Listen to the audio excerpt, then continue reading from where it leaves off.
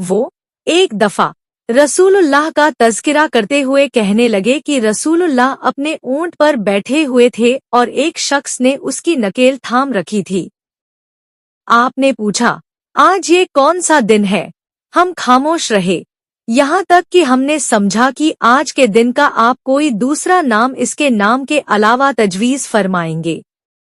फिर आपने फरमाया, क्या आज कुर्बानी का दिन नहीं है? हमने अर्ज किया, बेशक।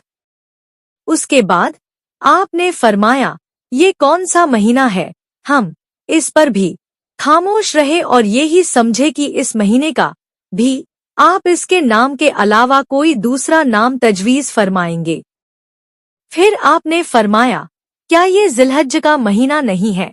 हमने अर्ज किया, बेशक। आपने फरमाया, तो यकीनन तुम्हारी जानें और तुम्हारे माल और तुम्हारी आबरू तुम्हारे दरमियान उसी तरह हराम है जिस तरह आज के दिन की हुर्मत तुम्हारे इस महीने और इस शहर में है।